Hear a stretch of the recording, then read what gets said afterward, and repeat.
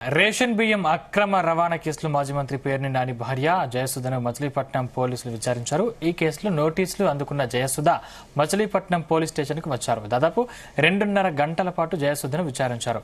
అయితే జయసుధ తరపు న్యాయవాదులను పోలీసులు లోపలికి అనుమతించలేదు. రేషన్ బియ్యం అక్రమ రవాణాలో A1 గా పేర్ని నాని జయసుధ ఉన్నారు.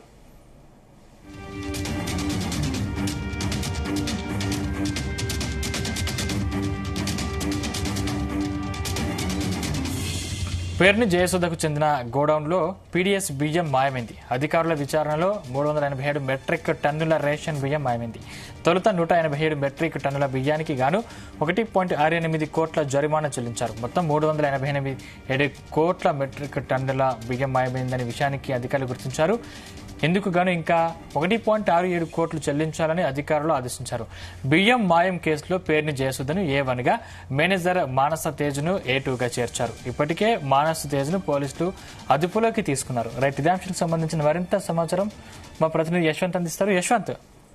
రైతు సందీప్, ఆంధ్రప్రదేశ్ లో రేషన్ బియ్యం వ్యవహారం రోజుకు ఒక మలుపు తిరుగుతుందని చెప్పుకోవచ్చు. దీంతో కూడా ఇప్పటికే A1 నుంచి A5 కూడా కొంతమంది రాజకీయ నాయకులు కానివచ్చు, మాజీ మంత్రి పేర్ని నాని సతీమణి జయసుధతో పాటు అతని పర్సనల్ పిఐగా ఉన్నటువంటి మానస తేజను కూడా ఇక్కడ దీంట్లో చేర్చారు. అదేవిధంగా ఈ కేసులోనే అప్పుడు ఉన్నటువంటి అధికారులతో కానివచ్చు కొంతమందిని కూడా దీంట్లో అయితే మాత్రం ప్రధాన ముద్దాయితులుగా చేర్చారు. దీంతో కూడా గత కొన్ని రోజుల నుంచి కూడా ఈ కేసులో కీలక మలుపులు అయితే తెలుస్తుందని చెప్పు. దీంతో కూడా ఈ గత నెల 30వ తారీఖు అయితే మాత్రం పోలీసులు అయితే జయసుధకి బెయిల్ అయితే మంజూరు చేశారు. అరెస్ట్ చేయొద్దంటూ కూడా ఏదైతే కోర్టును అయితే ఆశ్రయించిందో జయసుధ, దానికి కూడా కోర్టు నుంచి బిగ్ రిలీఫ్ లభించింది. అయితే కూడా కోర్టు అయితే మాత్రం పోలీసులు ఎప్పుడైతే విచారణకి పిలుస్తారో అప్పుడైతే అటెండ్ అవ్వాలని చెప్పేసి అయితే మాత్రం కోర్టు నుంచి కూడా ఆ తీర్పు వెలువడింది. అయితే కూడా ఈ రోజు పోలీసులు ఇటు పేర్ని నాని సతీమణిని జయసుధని మధ్యాహ్నం 2 గంటలకు విచారణకు రావాలంటూ కూడా ఈ రోజు ఉదయం అయితే మాత్రం నోటీసులు ఇచ్చిన పరిస్థితి అయితే ఉంది. అయినప్పటికీ కూడా ఉదయం ఎవరు ఇంట్లో జయసుధ కానివచ్చు, పేర్ని నాని కావచ్చు, కుటుంబ సభ్యులు ఎవరు కూడా ఇంట్లో లేకపోవడంతో నోటీసులు అయితే మాత్రం ఇంట్లో ఇంటికి అతికిచ్చి వెళ్ళిన సందర్భం కూడా ఉంది. అయితే మధ్యాహ్నం కూడా ఏదైతే నోటీసులు ఇంటికి వచ్చాయని సమాచారం తెలుసుకున్నటువంటి ఆ పేర్ని నాని కుటుంబం కానివ్వచ్చు, జయసుధ కావచ్చు, తన తరపు లాయర్లతో ఈ రోజు మధ్యాహ్నం అయితే మాత్రం బందర్లో ఉన్నటువంటి తాలూకా పోలీస్ స్టేషన్ కి అయితే మాత్రం విచారణకు హాజరయ్యారు.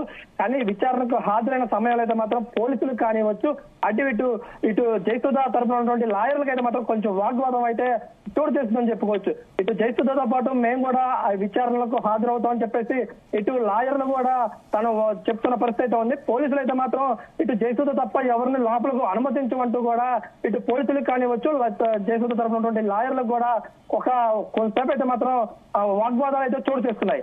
అనంతరం కూడా కొంతసేపటికి అయితే మాత్రం ఆ లాయర్ల సమక్షంలోనే ఈ విచారణ అయితే కొనసాగిందని చెప్పుకోవచ్చు. దీంతో కూడా 2 గంటల పాటు అయితే మాత్రం ఈ విచారణ సాగింది. కూడా కొన్ని కీలకమైన పాయింట్లు అయితే మాత్రం ఇటు జయసుధ కూడా ఇటు లాయర్లతో పోలీసులకు అయితే మాత్రం చెప్పినట్లయితే మనకు సమాచారం తెలుస్తుంది. మరొకసారి కూడా ఈ నోటీసులు అందించి విచారణ పిలుస్తామని చెప్పేసి అయితే మాత్రం ఇటు జయసుధకి అయితే మాత్రం పోలీసులు మరోసారి చెప్పిన సందర్భం అయితే ఉంది.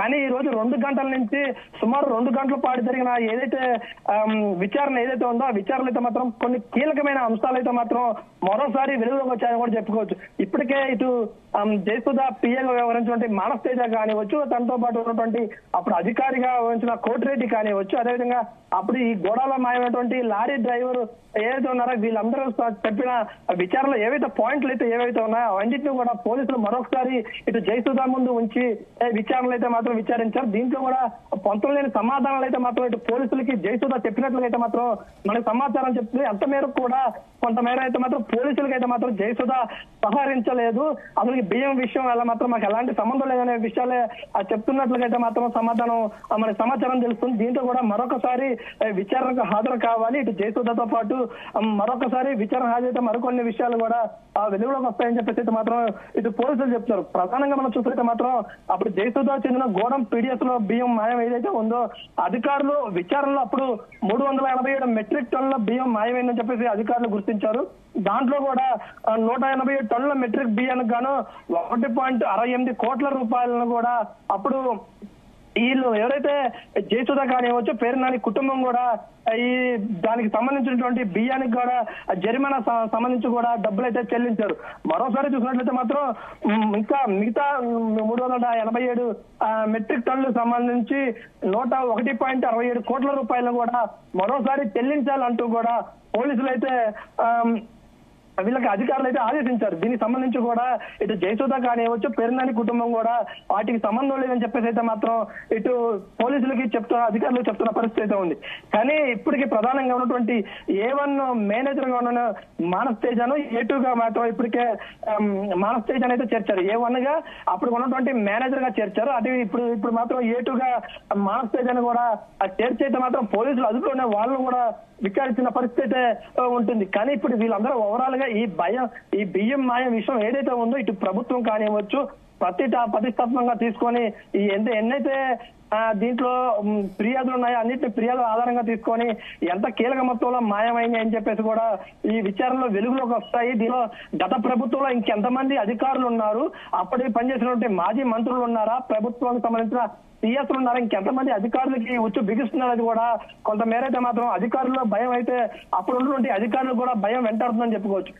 గత నెల రోజులు చూసినటువంటి ఈ వ్యవహారంలో అప్పటిగా ఉన్నటువంటి మంత్రులే ఇప్పుడు అధికారులు ఇప్పటికి ఉన్నటువంటి ఈ అధికారులు కూడా సహకరిస్తున్నారు, పేరునాని కుటుంబానికి సహకరిస్తున్నారని చెప్పేసి మాత్రం ఇప్పటికి పెద్ద ఎత్తున అయితే ఆరోపణలు వస్తున్నాయి. దాంతో పాటుగా ఈ పేరునాని కుటుంబానికి కూడా సహకరిస్తున్నారని చెప్పేసి అయితే మాత్రం పెద్ద ఎత్తున పోలీసుల్ని కానివచ్చు ఇప్పుడు ఉన్నటువంటి ఏదైతే విచారణకి ఆదేశించినటువంటి ఏదైతే అధికారులు ఉన్నారో వాళ్ళపై కూడా పెద్ద ఎత్తున ఆరోపణలు వస్తున్నాయని కూడా మనం చెప్పుకోవచ్చు. ఓవరాల్ చూసినట్లయితే మాత్రం ఇప్పుడు విచారణకు హాజరైనటువంటి జయసుధ ఏదైతే ఉందో వీళ్ళకి మాత్రం ప్రధానంగా పోలీసులు విచారణ కూడా సహకరించలేదని మాత్రం అయితే చెప్తున్న పరిస్థితి అయితే ఉంది. మరొకసారి విచారణకి హాజరైతే ఎలాంటి కీలకమైన విషయాలు వెలుగులోకి వస్తాయనేది కూడా మనం చూడాల్సి ఉంది సందీప్.